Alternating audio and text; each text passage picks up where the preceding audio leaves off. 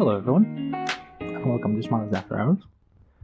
Tonight we will be discussing what is probably a fairly, I hope, close reading of the Prologue Memories of Ice, because I wanted to do this episode in light of a few discussions I've had recently, mostly with AB, which have gone live, but also over on the subreddit with regards to notions of historicity, of mythology, and the everlasting meme slash adage, I guess, of Kallor doing nothing wrong. And I suppose I should explain what that is in this context, because a lot of people use it in a lot of different contexts, but for our purposes, Kallor did nothing wrong is going to be a shorthand for a certain analytical lens taken to bear on the Prologue of Memories of Ice and what it means. Because if you look at his life story, Kallor did quite a few things wrong, right? But in this particular case, we're mostly interested solely on the Prologue of Memories of Ice and the Fall, and the subsequent Rage of Kallor, as it came to be known. Now, to that end, I want to invoke two scenes. One of them being the Prologue Memories of Ice itself, right? The second prologue, if you want to get technical. And the other scene is a scene in Chapter 12 of Midnight Tides, which I'm going to reference quite a few times, and I'm actually going to attempt to read it somewhat closely. It is a scene between Bryce Pettit and Sylgess Ruin. We'll get to it in due time. If you want to read it ahead of time, that would be nice. So, without further ado, let's get into it. So the scene starts, and it sets us off on the continents of Kallor and Draconus in the time of dying, which is apt. It's apt for a few reasons. It's apt because it sets the frame, where you are and when you are, in an aptly mythological manner. Continent of Kallor and Draconus is very much non-committal because it's a large continent, and the time of dying is appropriately mythical in the sense that it can refer to any point at any mythological state, like the way we use prehistory or antiquity to mean some era. The problem arises when it gets extraordinarily specific, right? It says it takes place 119,736 years before burnt sleep, 3 years after the fall of the crippled god. Now, why is this? I say it's a problem. It's not a problem per se. What it is an affirmation. An affirmation that what you're currently reading is way too specific. It's way too detailed. It's way too clean. This is a very mythical narrative in and of itself. And one of the big things that goes on in the series is narratives are difficult to trust, for lack of a better word. Take the Imperial narratives, right, that were supposedly crafted 100 years ago in the Book of the Fallen, and we have so many contradicting narratives from people who are living right now. Here you have untold generations that have gone by, and the only people surviving from that time is, well, Kallor and the other gods, right? So, who is vouching for this information? Nobody. It's a myth. And when the diegesis gets so precise on a specific detail, it's important to make a note of. Because in this case, our narrator has no right to know exactly when this takes place. In comparison with the date system, which has no reason to be consistent with itself. We don't know exactly how many years are in 1 year of burn sleep, how many months rather. We don't know how many years have gone by since then in this month system. We don't know if the same applies. We don't know how they counted years or seasons or whatever. 3 years after the fall of the crippled god is already pushing it, giving you a precise date. Well, might as well say it was a Tuesday, mildly overcast, it's too detailed, yeah, and it's not a mistake. It's a hint. Okay, great. What is the hint towards? That this is a mythological, fabricated narrative. It is something that has been crafted. It's not the events retold as they happened. It is a myth that has been crafted to tell a tale in a specific manner to show a specific thing. What thing? Well, in this case, the cursing of Kallor and the fall of the crippled god, with some ultimate lesson being about hubris, right? Because this mortal cursed the three other gods and they cursed them in return, so perhaps the ultimate goal is hubris. I also want to mention that the prior prologue to this, Prologue 1, also has a very specific date. The 33rd Jagged War, 298,665 years before Prince-Sleep. And it's quite obviously taking the piss of the self-importance of the IMOS, and they're calling their essentially genocide of a race, starting with individual families, a war, or multiple wars. But that's besides the point. Then the prologue, I'm not going to relate it word for word. That's for a more, I suppose, a better medium would be text. So I'm going to go over in more broad strokes, and I'm going to highlight a few sentences here and there. What I find interesting is that there's this first part, which is related in a third-person omniscient view from no person in particular.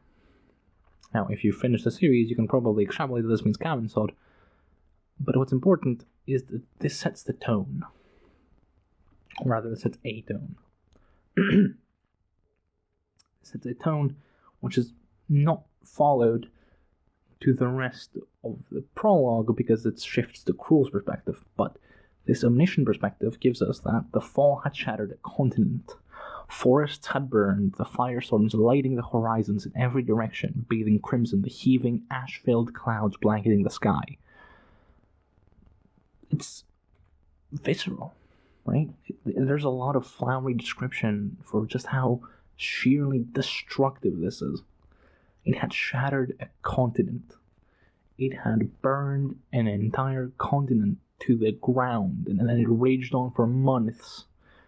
It had left people helpless, driven to insanity, hunger, cannibalism, stuff like that. What I was saying. It had left a few scattered survivors, right? And those few scattered survivors have been driven mad with rage and hunger. They had resorted to savagery and cannibalism and the like. And then gives you this other god, who walks through seemingly unmindful of the situation. And yes, he does absorb their suffering, he does take pity of their souls, and he does say that, you know what, maybe if the situation were different, I would have taken on I would have embraced their broken souls, but I need their power. You know, I need the power of the blood and the sacrifice that has gone on here. I need the ability, right? I need to be able to fix this great injustice. And what's important is that it does not tell you what this great injustice is. It just shows you, first of all, the aftermath of the fallen Gorel. Okay? It shows you the sheer scale of the destruction. Then it introduces some dude who, in other contexts, he's described like a blunt, wrapped in rotting rags, of average height, with blunt features and unprepossessing, with a dark cast to his face, heavy inflexibility in his eyes. He would otherwise look completely normal, except in this case where he looks completely out of place. Just horribly out of place. There's no world in which you would find someone like this, in a place like this, in a time like this, if they weren't important. And yeah, you do learn very quickly that this is another deity and he was cruel and whatnot, but the point is the framing of the story shows you, first of all, from a human perspective, of just how bad this is. It's horrendous, it's terrible, it's unthinkable. And then it goes on to show you that, you know what, there's this other god, and he doesn't really care. because the circumstances he finds himself in don't allow him to care. Now, interestingly, the diegesis does not ascribe malice to Cruel.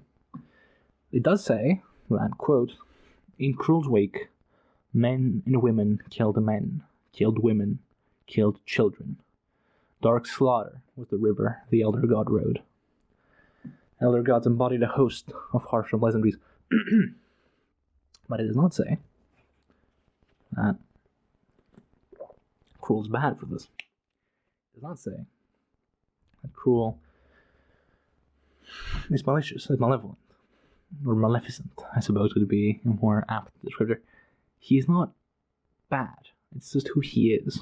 This is his nature. This is not the first time he's done this. We'll learn very soon, like, quote, temples had been raised in Cruel's name, blood had for generations soaked countless altars in worship of him, and so on.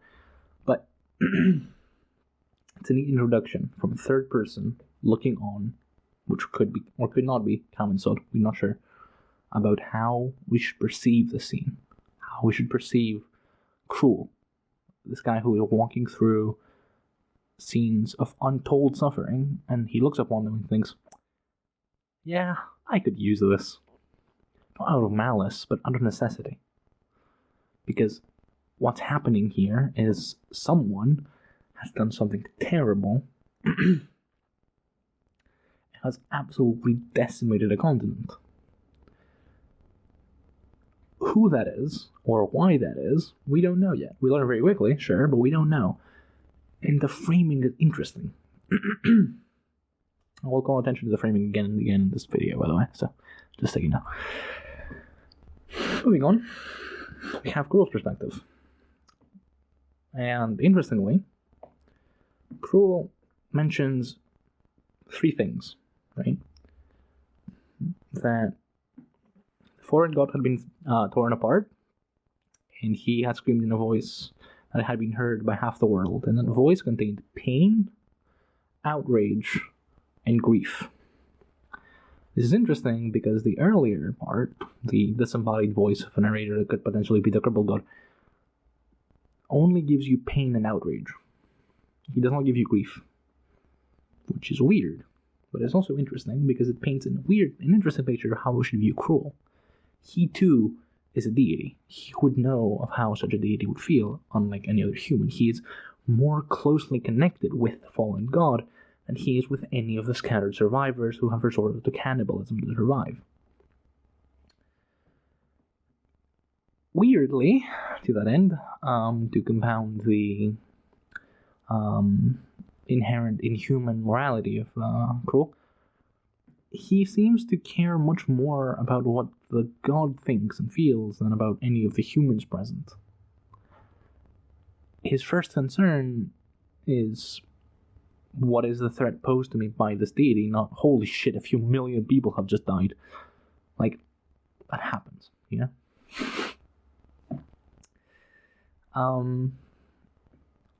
And to compound this, he later goes on and says that, quote, the summoners were dead, destroyed by what they had called down upon them.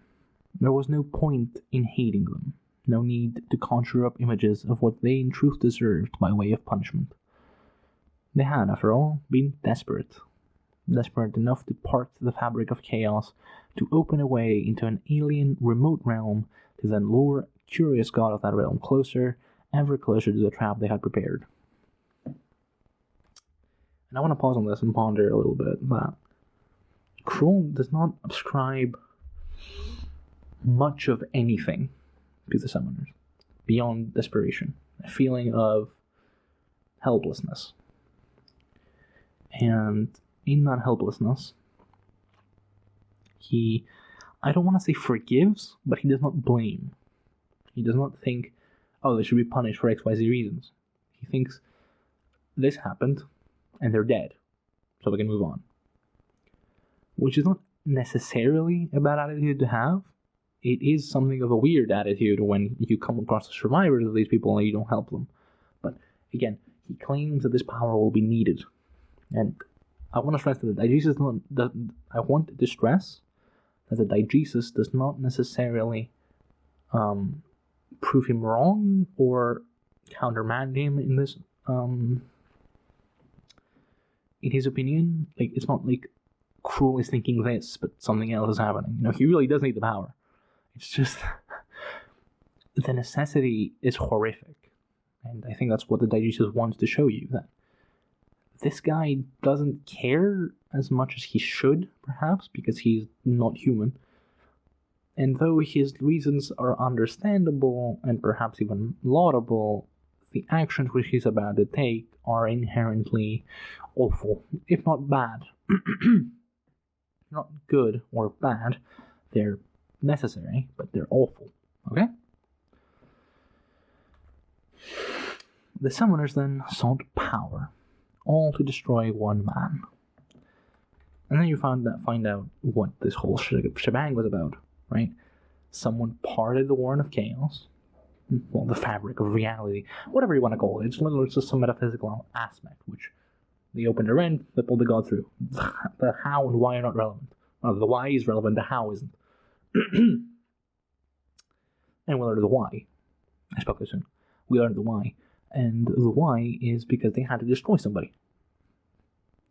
And I want to highlight the poignancy of this. Scattered survivors remained, reduced to savagery, wandering a landscape pocked with huge craters, now filled with murky, lifeless water, the sky churning endlessly above them. Kinship had been dismembered. Love had proved a burden too costly to carry. They ate what they could, often each other, and scanned the ravaged world around them with rapacious intent.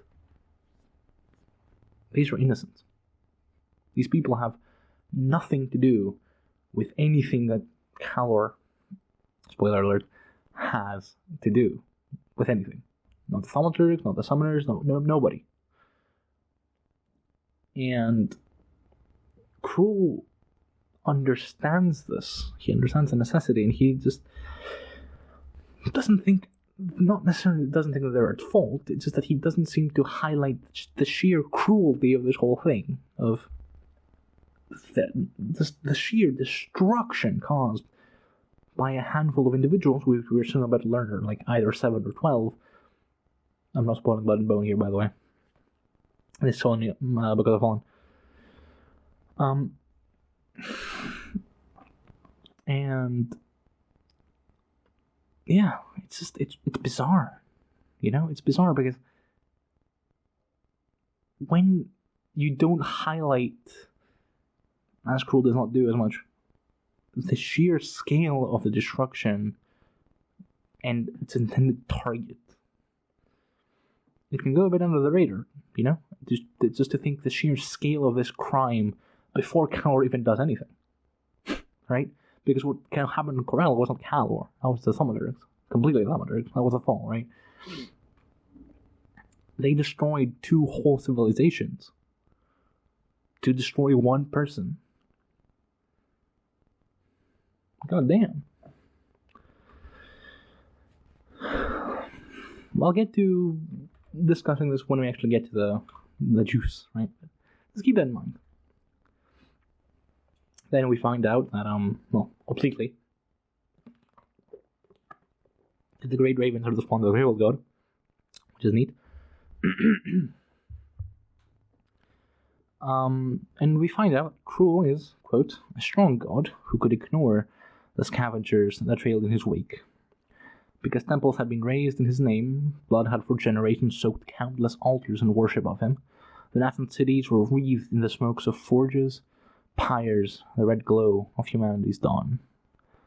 The First Empire had risen on a continent half a world away from where Cruel now walked, an empire of humans, born from the legacy of the Tlanamas, from whom it took its name.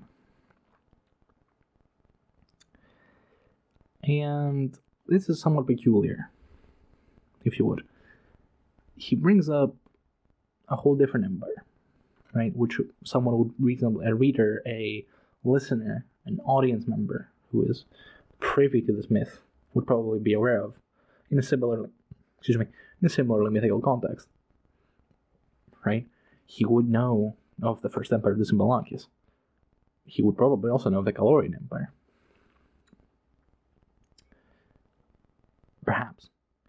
but perhaps not the extent to which. Let me rephrase that. Krul calls upon what is probably, at least mythologically, the progenitor of most human empires, and invokes it in the sense that they worship me. Like, I'm hot shit here. I'm a big deal for you, Mr. Audience Listener, after like a few 100,000 years. You should know of me. You should worship me, even if I'm gone. Because, reasonably, if Kallor's curse has taken place, most people wouldn't know of Krul, right? So, in that sense, tying Krul into this mythical first empire of humans, and pitting him against this other human empire, which is so terrible that this elder god had to come down, who has been worshipped for generations, whose elders have been shedding blood countless times. It paints a picture. It predisposes you differently towards Kallor's empire and Kallor's actions than it would otherwise. As I said, the framing is very important in this scene.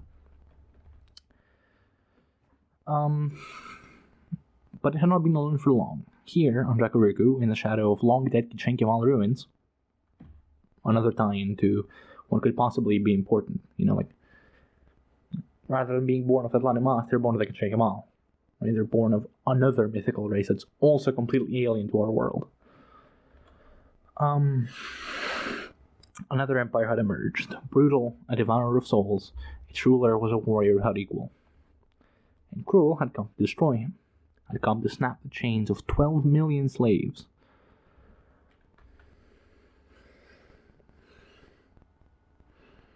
$12 million. That's a peculiar number. That's a peculiar number for a few reasons. First of all,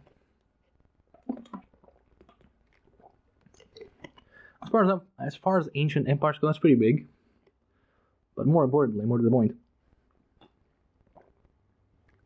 Kallor claims 7 million sacrifices. And I ask you, dear reader, where did those 5 million people go? You might say, oh, they were killed by the fall. I'll say, okay. So why is there still someone in Dracoruku? Why is there a Dracoruku left to speak of?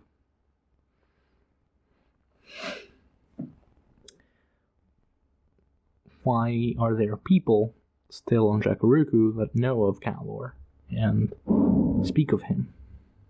I'm making references to Blood and Bone here, but take my word for it. It doesn't matter if you read it or not. What happened to those 5 million that Kallor apparently didn't sacrifice? Who knows?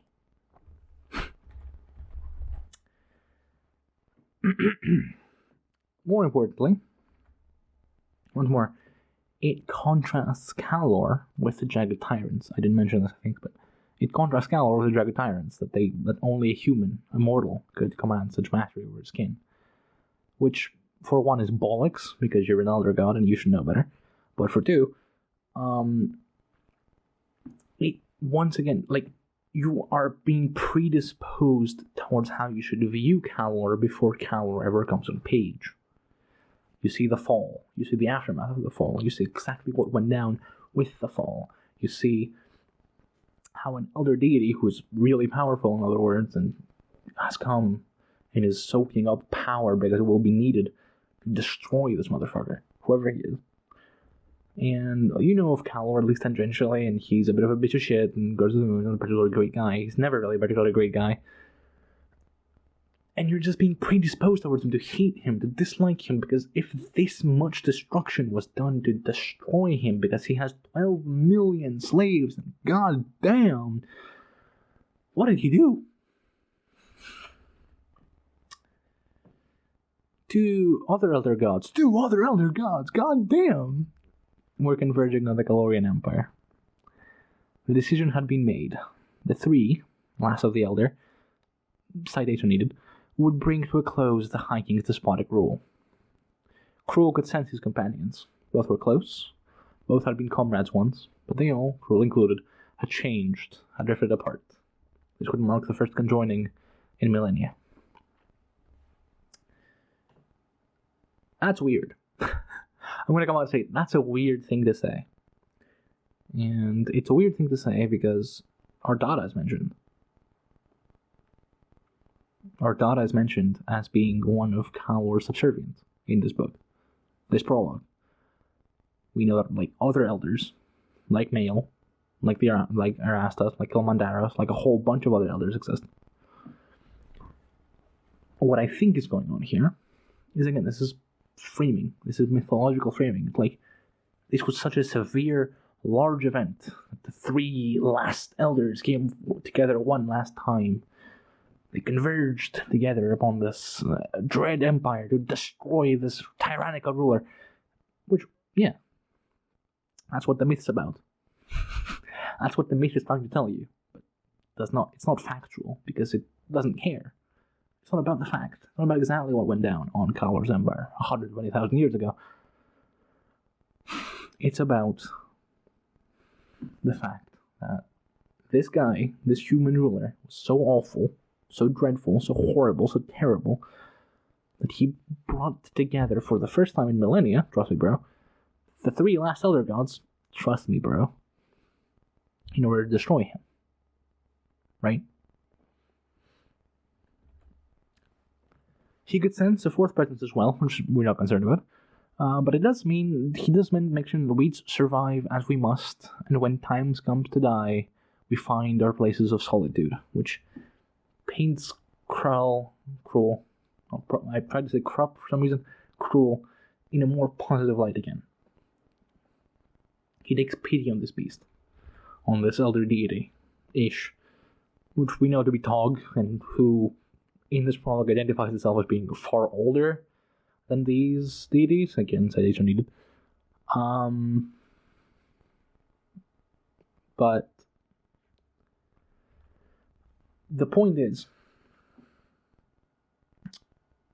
you have, before anyone approaches, before anyone speaks, okay, before like they speak to Kallor, before they speak to each other, before anyone else even appears. Let's recap, because we're going to be recapping quite a bit here, because I think it's important to understand the framing. Incredibly precise date, which tells you that this is probably a mythical fabrication. The sheer scale of the destruction of Draco's own corollary. The state of the survivors. Cruel, who is otherwise a compassionate deity, trust me bro, cannot take pity on the survivors and embrace them because he's going to need their power and their blood. Just how utterly dreadful Kallor is, because he, for the first time, he's so terrible that he commands mastery over 12 million slaves who all hate him, trust me bro, everybody. Somehow, he 1v12 million them apparently. And he rules with an iron fist comparable to that of the Dr of Tyrants, which we know of because we've read Guardians of the Moon, and we know Raised, right? So, he's terrible, trust me bro. He's in fact so fucking terrible that he brought together the three last elder gods, trust me bro. For the first conjoining in millennia, you destroy him. He's terrible. Really. We've not even met him yet, by the way. We have no idea who this guy is. We only learn who he is when it says the Kallorian Empire. We know all of this, aside from the fact that this is the first time they converse together, strictly from the fact that they say that Cruel had come to destroy him, to snap the chains of 12 million slaves. Up to the Jagged Tyrant part, we don't know this is Kallor, but we know he's awful. We know he's terrible, because they destroyed I should be accurate, one continent, because apparently the second continent was incinerated by Kallor, to destroy one man, who was so awful, so dreadful, who she can't even be named, right? So, a few more interesting parts. The Kallorian Empire had spread to every shoreline of Dracoruku, yet Cruel saw no one as he took his first steps inland. Lifeless wastes stretched on all sides. The air was grey with ash and dust. The skies overhead churning like lead in a smith's cauldron. The elder god experienced the first breath of unease, sidling chill across his soul. Which is peculiar.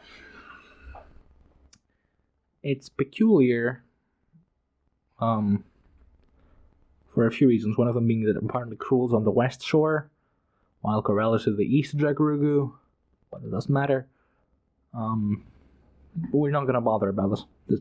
I'm not bothering. The point is, Cruel comes upon a lifeless landscape with no survivors to speak of. There's no scavengers, there's nobody like cannibalizing one another, there's none of that stuff. All we get is just lifeless wastes filled with ash. And we even get a description that the heat all is dead. All has been incinerated, with the heat remaining deep beneath the beds of ash. Ash and bone. Dun dun dun! Yeah, cue the dramatic music, because, like, everything's dead. Someone burned the whole fucking place to the ground, and there's nothing left. Whoa. And a third voice speaks, presumably the sister, says that I am come from the south, where once were the cities, all destroyed. The echoes of a continent's death cry still linger. Are we deceived? Is this illusion? Which is peculiar. And then we get this quote that Draconus, I too felt a death cry. Such pain, indeed more dreadful in its aspect than that of the fallen one. If not a deception as our sister suggests, what has he done? And I want to highlight this part, because they presume, right, the three elders presume, that this death cry that they hear of the continent is a signature of Kallor's madness, of his malice, of his insanity, of his spite. That he, in truth, incinerated everything. What I instead wish to propose is that what in truth happened is that Kallor is grieving. Okay? Kallor has evacuated the populace, what little he could, however few people remain. He has evacuated them because he knows the elder gods are coming, and he doesn't want them to... Who knows? I don't know what they'll do to them, because, well, they didn't fucking help the survivors of Corellery. Right? And he has sat here, and he waits. And he waits. And waits. And he waits 3 whole fucking years before they step foot on his continent. Yikes. Now, on with the show. They move to the High King's abode, and they happen upon a ragged hilltop where wind swirled through the ashes, spinning funereal wreaths skyward. Directly before them, on a heap of burnt bones, was a throne. Now, why is this part important? It's important because this is the most blatant fucking allegory that could still be read literally in work. It's an allegory because the imagery here is very vivid.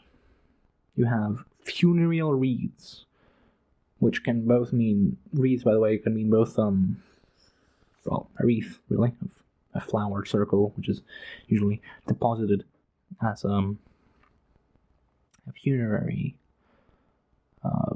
offering, I suppose, or drifts of smoke and ash. So that there's that nice interplay between them. There's also the fact that he's sitting atop a throne of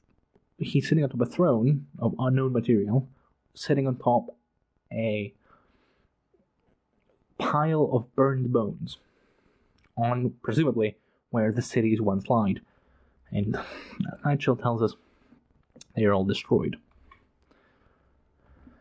So, it's somewhat peculiar, for reasons which I'll get to in a moment, that the Elder Gods take this so literally. Right? He is literally sitting on top of a pile of burned bones. Alright, fine. What would the allegory be? What does the pile of burned bones and the throne atop where the cities once dwelt symbolize? Well, you might say, aspiring critical reader, good job by the way, proud of you. You would say that this symbolizes the ruins of Kallor's empire, that he is sitting on top and ruling a burned, destroyed empire, either because he is so malicious that he is not going to give this up even in death, or because he's grieving, because he has lost everything, because he has lost 7 million of his people overnight due to a handful of people who wanted to destroy him.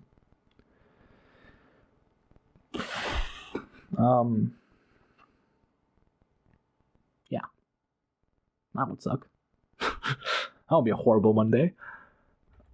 And more than that, 3 deities have just come to him, right? And rather than help him, rather than help his people, rather than help his survivors, rather than help rebuild his civilization, even without him at the helm, all they do is watch on and say, what happened here? Are we deceived? Is this illusion? Well, how could this be? Like, sing me the fucking abyss, boss. You know? So, yeah. The man seated upon it was smiling. As you can see, he rasped after a moment of scornful regard, I have prepared for your arrival. I'm not doing a voice, by the way. I should be doing a voice, but I'm not going to do the voice, because I need this to be somewhat serious. Oh yes, I knew you were coming. Draconus, of Tiam skin, cruel, opener of the baths. His grey eyes swung to the third elder. And you. My dear, I was under the impression that you had abandoned your old self, walking among the mortals, playing the role of middling sorceress. Such a deadly risk, though perhaps this is what entices you so to the mortal game. You've stood on fields of battles, woman. One stray arrow. He slowly took his head. A few things. Number one, he knows of these people, who are supposedly the last of the Elder and the first conjoining in millennia. Now, this means one of two things. One, that line is bullshit. This is not the first conjoining in millennia. Or two, Kallor is a lot older. And they know of him in turn. Kallor is considerably older than what he's painted as here. Which is weird, because, again, people claim, the Prologue claims, cruel claims, that the First Empire, a human empire, the first human empire was born after the legacy of Atlanimas. So what's a human doing here? That's not a discussion which I'm going to get into now, but it is interesting to think about. Why are humans around now, and why is Kallor so old? Moving on. We have come, Krull said, to end your reign of terror. Kallor's brows rose. You would take from me all that I have worked so hard to achieve. 50 years, the arrivals, to conquer an entire continent. Oh, perhaps Sadata still held out, always late in sending me my rightful tribute, but I ignored such petty gestures. She has fled, did you know? The bitch. Do you imagine yourself the first to challenge me? The circle brought down a foreign god.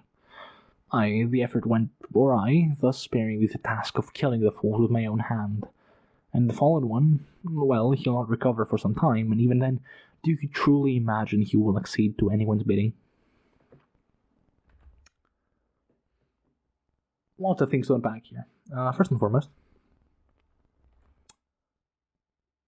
Cruel says that they have come to end his reign of terror. He sees nothing. He has seen no survivors on Draconus. Nobody. All he's seen is lifeless landscape filled with ashes and bones. And he is standing before a motherfucker who is currently sitting on a pile of bones on a makeshift throne, surrounded by the ruins of his city. What? What the fuck are you talking about? What?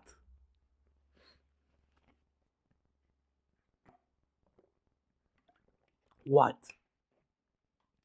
Now, again, I want to point out, this is due to the framing. This is due to the mythological framing of the narrative. This is very formal. You may note, they speak in terms of kin, brother Draconus, sister. Draconus of Tiam's kin, cruel opener of the paths. And you. I mean, Scorn, also not to give away the game that she's Nightshell, but the point is, this lady is the only one that's not addressed formally. And both the Elder Gods and Kallor, other than this particular instance, speak very formally. Until Kallor breaks down, the moment we'll get to. But the point is, they speak very formally. And in so doing, kind of miss the point of what's happening right now. Which, again, I want to stress is the point. It's the point because this is a tale fundamentally about the hubris of challenging deities. Right? Kallor was so awful that in his hubris, he thought he could, challenge gods. And that backfired for him, and now he's cursed to wander eternally. Now go to bed. No, but really. This is another way in which cruel, inhuman morality and idealism is brought to the fore. He is not thinking like a human would, saying this and thinking, holy shit, he killed everybody. Like, no, we are here to end your reign of tyranny. We are here to destroy the links binding your slaves and whatnot. And Kallor doesn't shoot it down. Kallor doesn't say, my reign of terror? What reign of terror? Look behind you, bro. There's nothing here. Take it. Well, he does actually say that in a moment, but the point is, he maintains this formality. He maintains the formality until he breaks down. He is trying to maintain this facade of what the legend of the High King paints him as. This ruthless warrior without equal who does indeed own 12 million slaves under his heel for fun.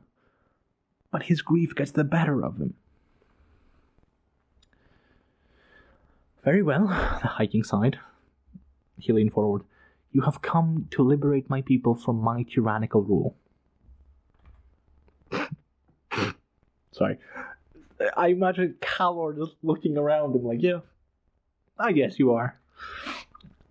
Alas, I am not one to relinquish such things, not to you, not to anyone. He settled back, waved a languid hand.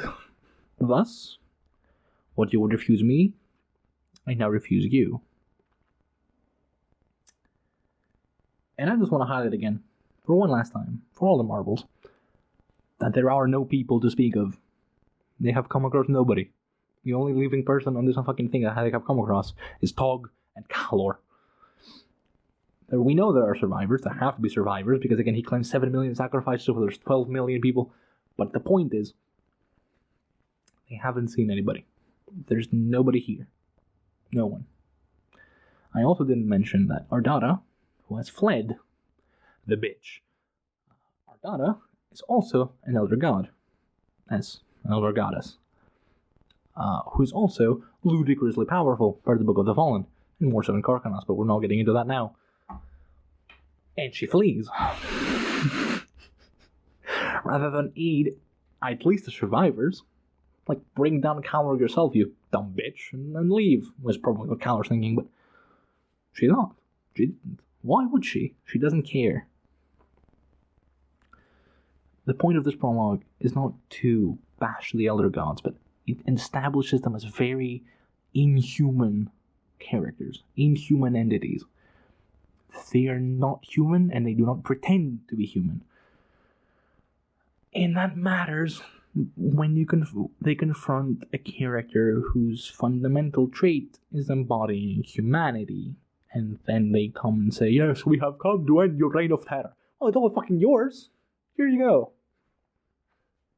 As he says, though the truth was before Cruel's eyes, he could not believe it.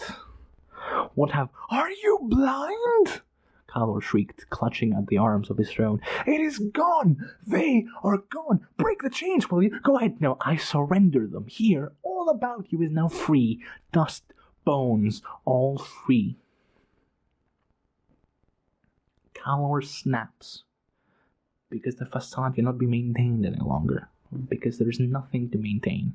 He's not prattling, like Draconus says. This man is in grief. This man lost his fucking mind because he lost his entire empire, and be it because he's a tyrant that laments the loss of his power, or be it because he is a ruler that laments the loss of his people, it does not matter, because these individuals are insulting him to his face. Because these people have come here and said, yes, we are going to end your reign of terror. And you're like, where were you? You could have done this 3 years ago before this whole shit went down. You had 50 years. 50 years in which I conquered the entire continent. 50 fucking years, and you didn't bother. 3 years after the fucking whole thing comes down and the continent breaks apart, you're here to point the finger at me. Okay, I did it. It's me. I'm the problem.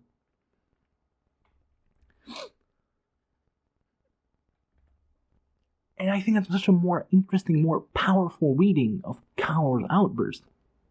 Like, of course he goes out of his mind. He didn't do this, and they're here pointing the finger at him and like, yeah, I did this. More accurately, what he says, he's asked, you have in truth incinerated an entire continent? The sister elder whispered, Jacuruku is no more, and never again shall be. What I have unleashed will never heal. Do you understand me? Never. And it is all your fault. Yours. Paved in bone and ash, this noble road you chose to walk. Your road. And then Kallor just fucking rubs it in their faces. You are to blame for this. This is your fault, because you could have prevented me from doing this. You want to blame me, fine, but you are not blameless in the situation. This is your fault, because if you wanted to stop me, you could have stopped me, but you elected not to. You didn't want to. You didn't want to bother. You didn't want to try. You're just here to virtue signal and say, hey, we're here too. Like, no, you don't get to escape this. You don't get to escape the consequences of your own actions simply because you are more powerful than I am. You don't.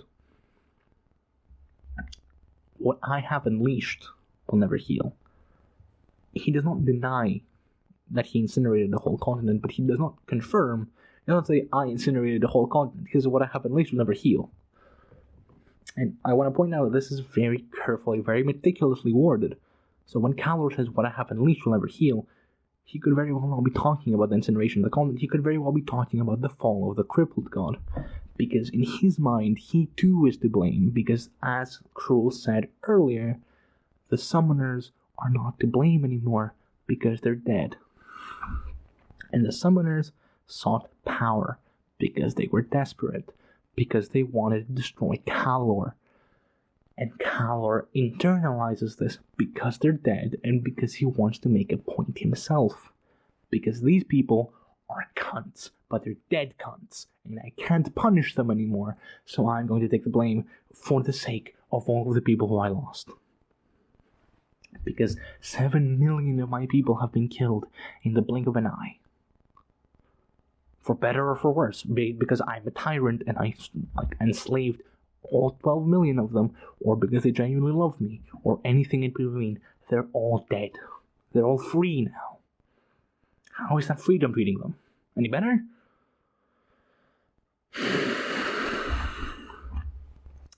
And more so when, the Sister Elder goes, "We cannot allow this. It has already fucking happened, you foolish woman."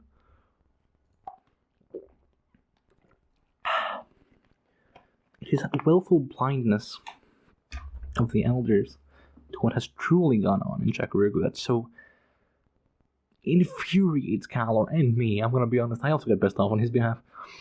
Because they are here to act as arbiters. As indifferent arbiters of, some cosmic justice of some sort. We have a name for those people. They're called the Oracle of Sale. But beyond that, they are not actively helping anyone. They're not doing anything.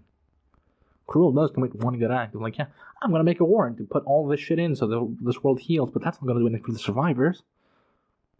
Not in this generation, not in the next few generations over. Right? Sure, the world will probably heal again, but to what end? You're not appending any orders. Kallor's number's gone, and it's related to what? But something better? No, you're not here to help them. You're just here to dish out your version of what justice is. Because you don't care. Because you're not human. Because you're not like me. Like Kallor. Because I cared for those people. Even as a power base. Because they were my slaves. I cared for them more than you do. And that says something. Now,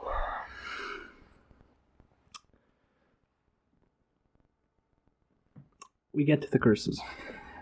Cruel blinked, fixed his dark, heavy eyes on the High King. For this crime, Kallor, we deliver appropriate punishment. Know this. You, Kallor Aedaran Testasula, shall know mortal life unending. Mortal in the ravages of age, in the pain of wounds and the anguish of despair, in dreams brought to ruin, in love withered, in the shadow of death's spectre, ever a threat to end what you will not relinquish. Draconus spoke. Kallor Aedaran Testasula, you shall never ascend. Their sister said, Kallor Aedaran Testasula, each time you rise, you shall then fall. All that you achieve shall turn to dust in your hands. As you have willfully done here, so it shall be in turn visited upon all that you do. 3 voices curse you, cruel intoned. It is done. And I just want to point out, besides the incredible formality, which again highlights the mythological framing, as we talked about it a lot of times already, what does this achieve?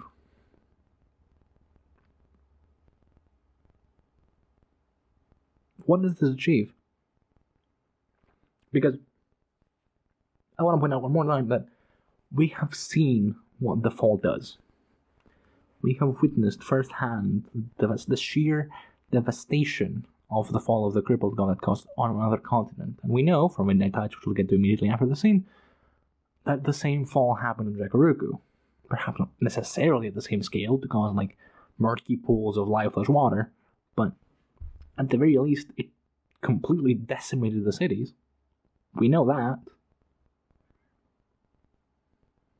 Right? So what gives? What gives? Why are we cursing this guy to eternal life, to eternal unlife? I'll tell you why. Because Kallor's their rival. Because they hate Kallor not because of what he did here, but because he's a threat to their power. Because he managed to subjugate an elder goddess himself in Ardata. Because he is a threat. He is a warrior without equal. He claims and told the hounds that he didn't manage. He once attempted to create an entire empire centered on worshipping him. Kallor very well could have been on the verge or beyond the verge of ascendancy at this point in time. That's why they curse him. Not because they care about the survivors and that. They would have fucking bothered with the survivors if they actually did care. They don't. Kallor is a threat. He's a rival. There is no sense of justice here. There's no appropriate punishment. The crime is hubris. And the punishment is appropriate insofar as punishing another mortal for playing at the game of gods is. Because they're gods. And he's immortal. So, the man on the throne trembled. His lips drew back in a reckless snarl. I shall break you. Each of you. I swear this upon the bones of 7 million sacrifices. Cruel, you shall fade from the world. You shall be forgotten. Draconus, what you create shall be turned upon you. And as for you, woman, unhuman hands shall tear your body into pieces upon a field of battle, yet you shall know no respite. Thus my curse upon you, sister of cold nights. Kallor, Adrian, Testasula, one voice, has spoken 3 curses.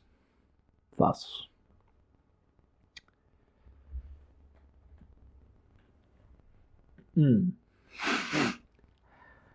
Why is this series of curses interesting?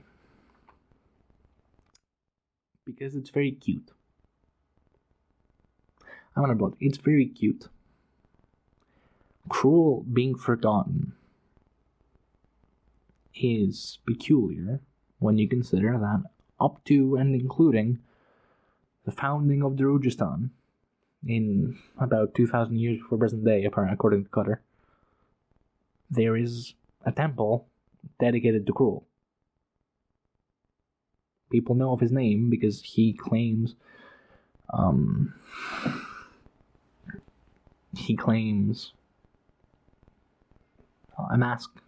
seat at the Mass Council in Kabistan. He is not well renowned, to be sure, but he's not forgotten and faded from the world like other elders who died. For instance, like Draconus or Quisenfarl. He's not like that. He is not a significant player, but he is still around, and overall he's been fairly fine. Draconus being cursed to have what he creates be turned upon him is also interesting because it's fairly similar to Cruel's curse or other Nightshell's curse upon Kallor, but more so, it's cute because Dragnipper is a weapon of untold power.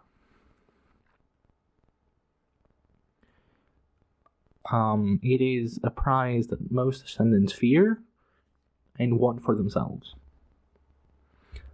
since time immemorial. So it doesn't really make a huge impact on anyone that what he has created shall be turned upon him. Probably not. Then you have Nightshell, which is incredibly specific and also takes 120,000 years to be seen through if you trust the Prologue stating system, which you shouldn't. But the point is, these are really shitty curses. These are really, really shitty curses. Because Cruel takes millennia, apparently, to be completely forgotten and fade from the world, and even that he doesn't do. Nightshell impacts the world for a few more millennia. We learn from Quickband that should be influencing events at least back to and including 2,000 years ago. And Draconus is the only one the curse allegedly worked on, but he himself created a failsafe apparently, and that worked out quite well. So what I think is happening is there is a retroactive change of these curses from our omniscient narrator who is aware of the fates of these gods. So he says that Cruel shall be fade from this world and be forgotten because the Kavensod, the crippled god, our narrator, is poison to Cruel. He will fade from the world because he's been gradually weakened by the crippled god's influence. What Draconus creates shall be turned upon him is a fairly well-renowned story, and even recited in Fishers on Amandaris. So Kavensod will be aware of it, if it's the only thing he knows about Draconus, which it isn't. And Nitrile is so specific and so far down the line that it's almost like it's a bit too much, you know? So, in that sense, Kallor's curses are not curses per se. They are curses to be sure, they're just not entirely clear if they take effect because of Kallor's sacrificing. Or simply because that's what the story demands, so that's what we're going to have Kallor say. Similarly, there is a point to be made about what Kallor says here, rather what Kallor's being told by Cruel and the others. For this crime, Kallor, you shall know mortal life unending, mortal in the ravages of age, in the pain of wounds, and the anguish of despair. No shit. If he's already older than most of us would expect, because he's been around for long enough to call these people his rivals, he would reasonably be quite old. And the only reason he's still alive is because of the century candles. So yeah, he would know mortal life unending. Because he's not gonna just roll up and fucking die. Mortal in the ravages of age and the pain of wounds and the anguish of despair. Again, no shit. In dreams brought to ruin. After how long? After how long? In love withered. In the shadow of death's spectre, ever a threat to end what you will not relinquish. Everything fails eventually. Memento mori.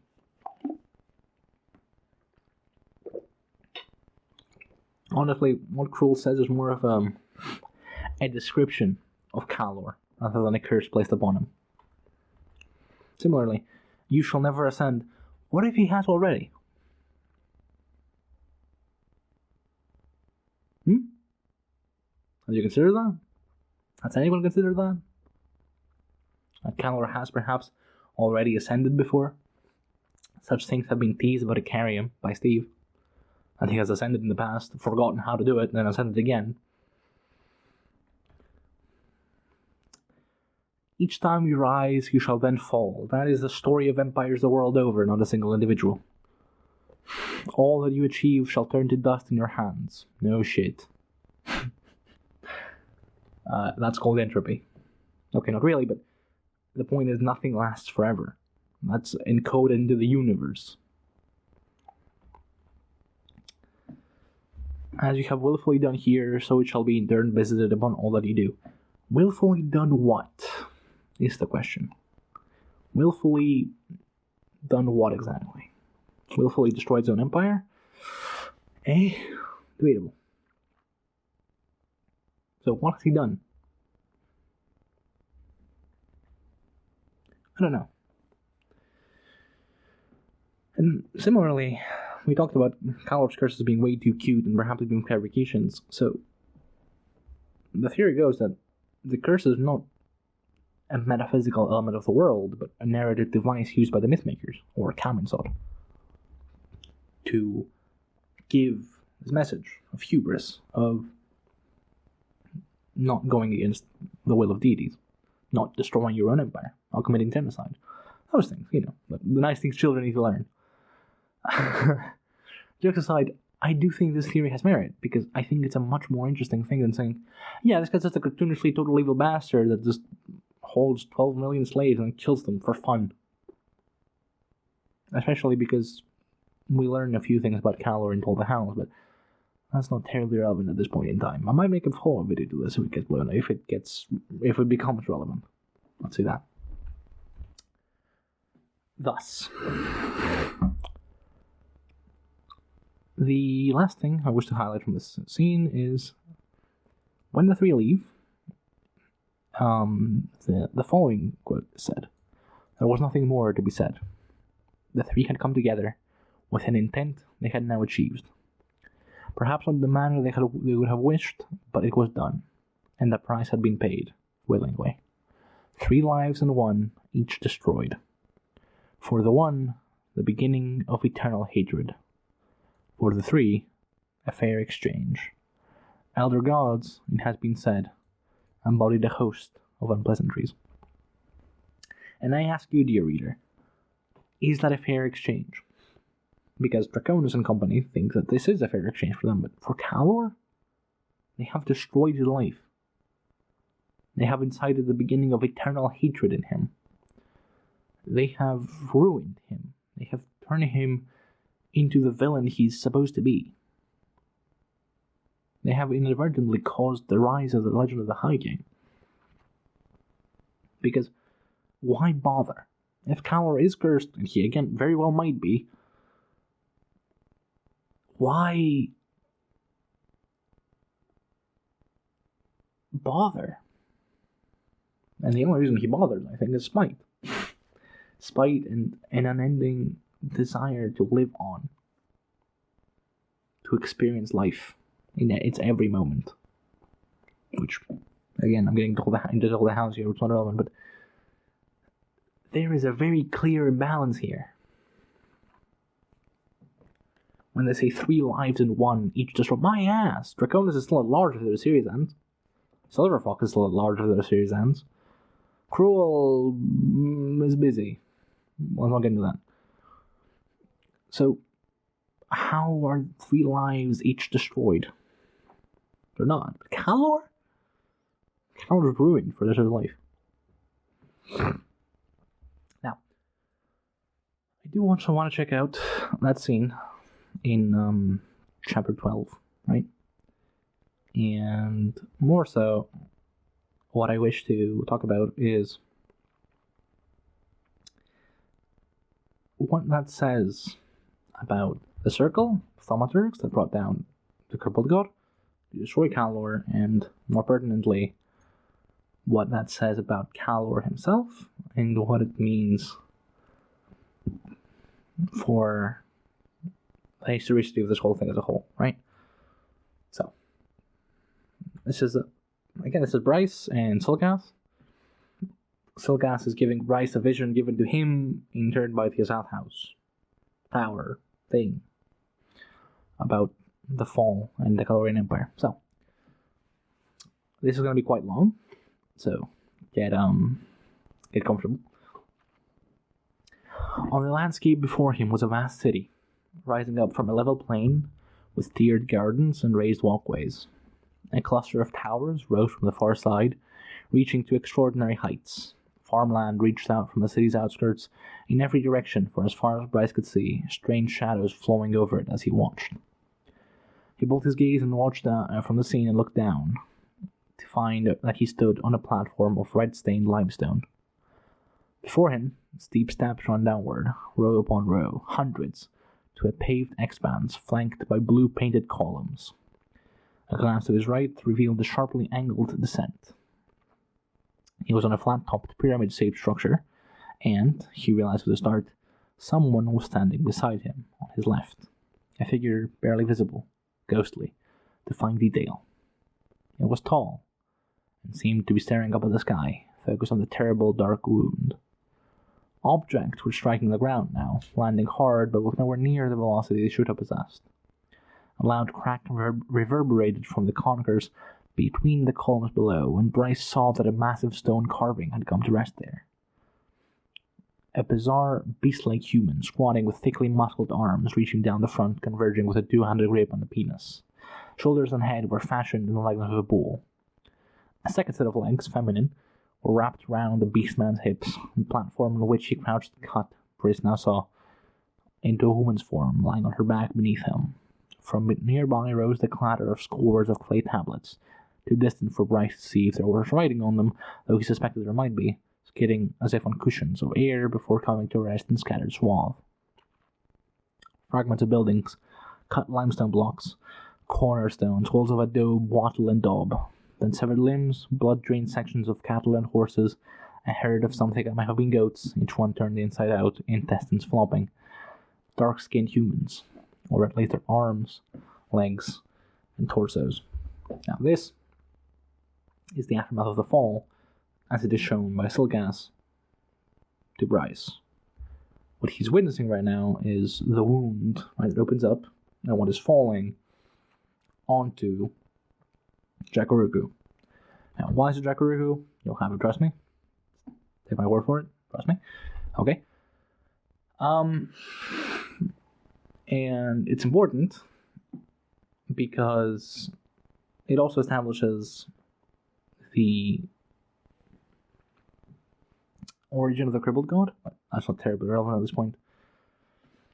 And the landscape, as Bryce describes it, this tiered garden, this ziggurat-like structure, these columns, all around a flourishing city is about to be leveled.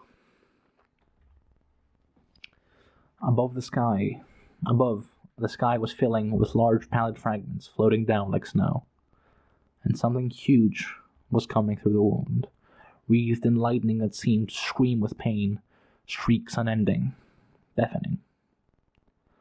Soft words spoken by his mind. My ghost, let loose to wander, perhaps to witness. They warred against Kallor. It was a worthy cause.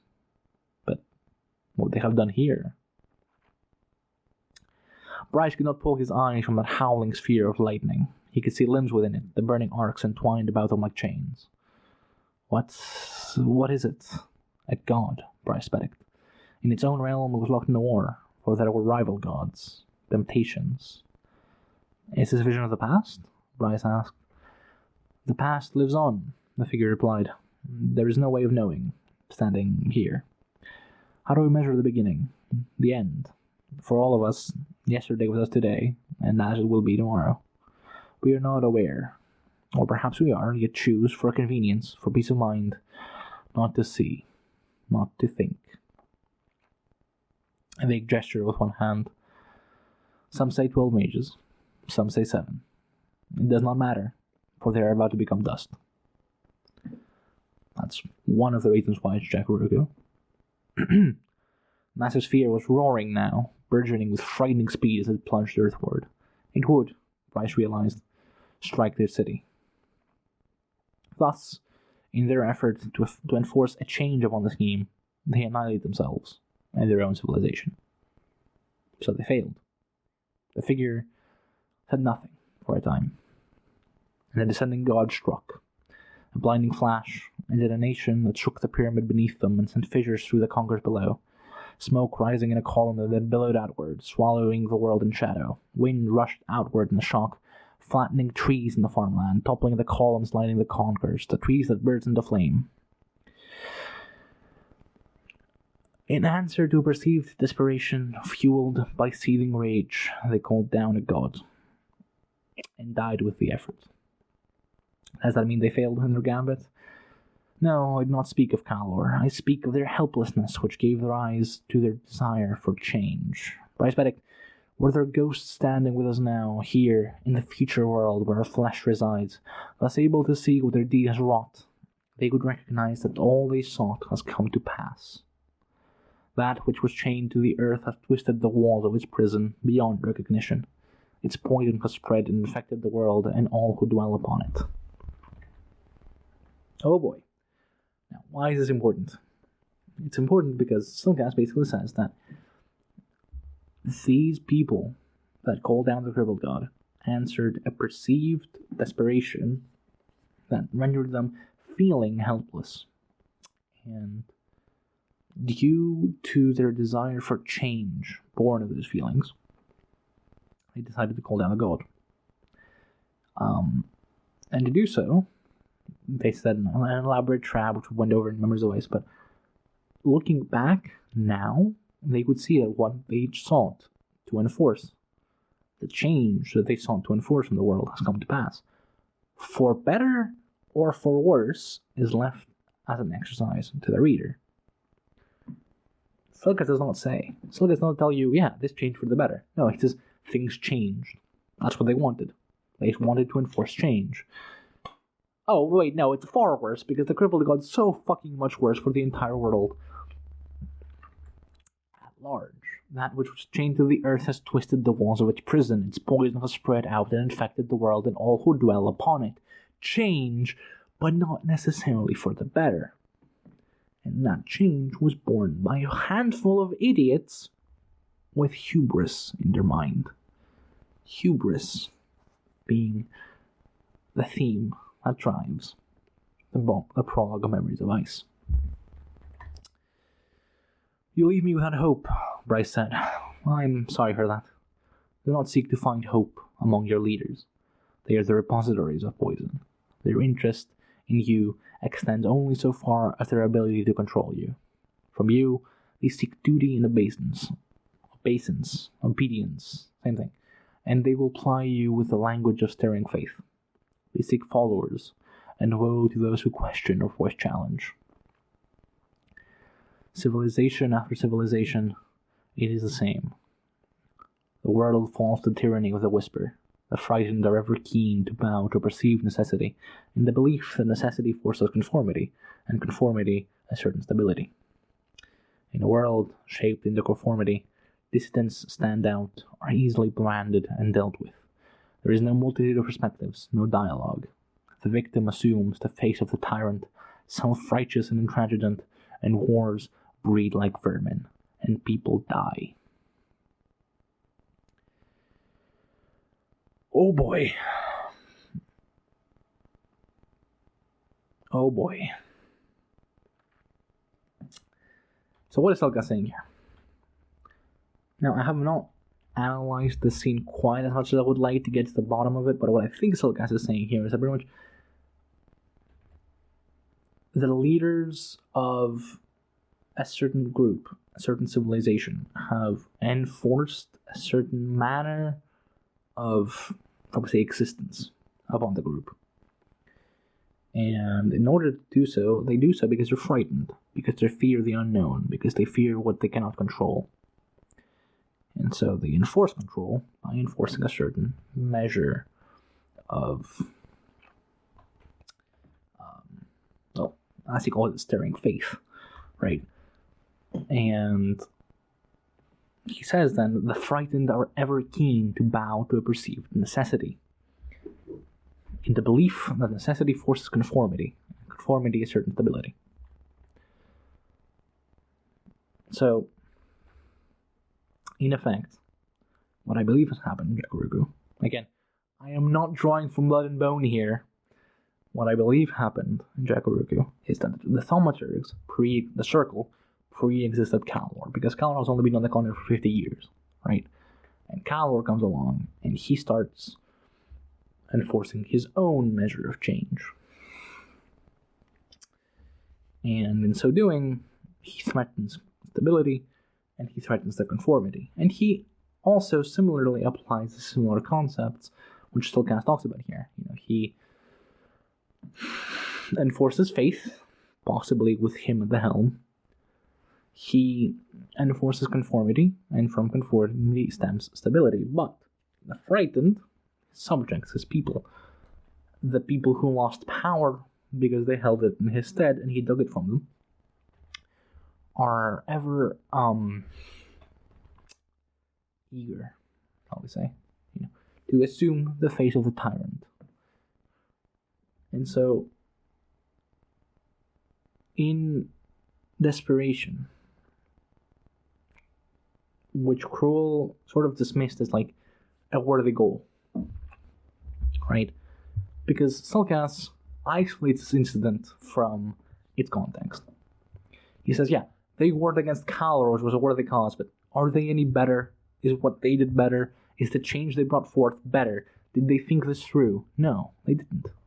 They were frightened. They perceived a necessity, their power base being threatened, and they acted upon that necessity. And what that necessity brought forth is poison, rage, pain, grief, the destruction of 2 entire continents. Was it worth it? I don't know. It certainly was change.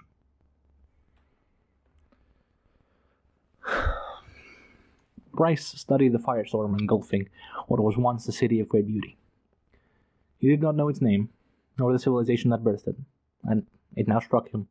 It did not matter. In your world, the figure said, the prophecy approaches its azimuth. An emperor shall arise. You are from a civilization that sees war as an extension of economics. Stacked bones become the foundation for your roads of commerce, and you see nothing untoward in that. Some of us do. Irrelevant. Your legacy of crushed cultures speaks its own truth. You intend to conquer the Ditheater, You claim that each circumstance is different, unique, but it is neither different nor unique. It is all the same. Your military might proves the virtue of your cause. But I tell you this, Bryce Benedict, there is no such thing as destiny. Victory is not inevitable. Your enemy lies in waiting, in your midst. Your enemy hides without need for disguise, when belligerence and implied threat are sufficient to cause your gaze to shy away.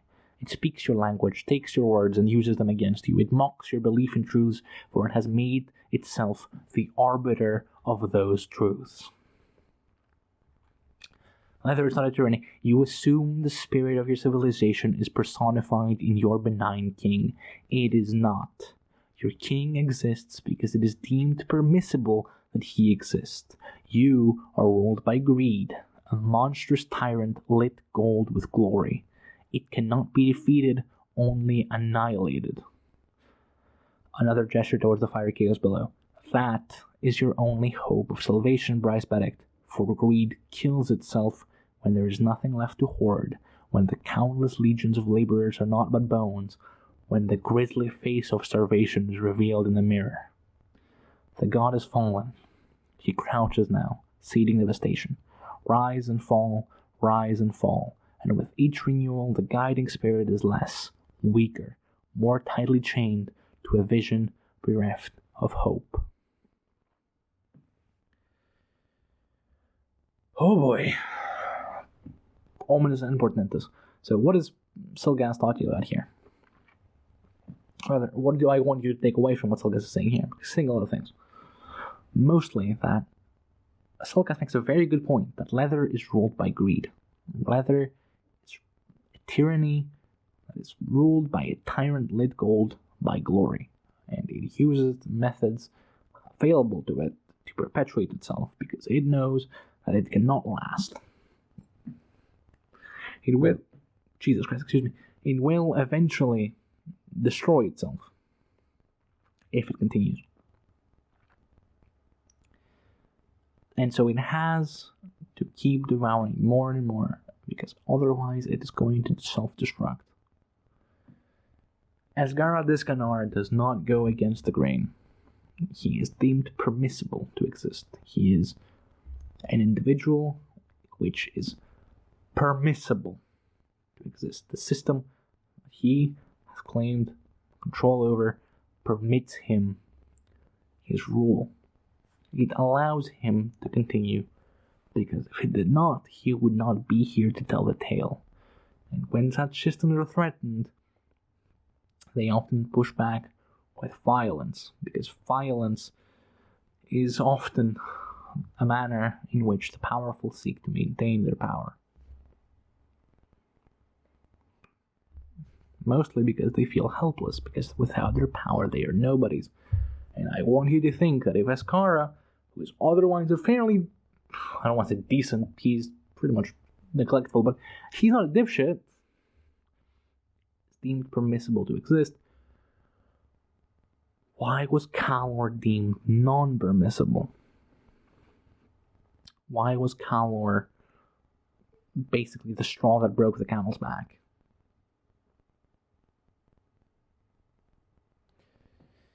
And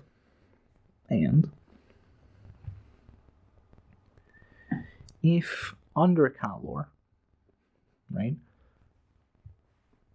cities would flourish to such an extent, as we saw here, that the people in power before Kallor felt threatened by his rule, what did they embody which Kallor rejected and did not? That is unfortunately a question that answered Blood and Bone, which I can't get into.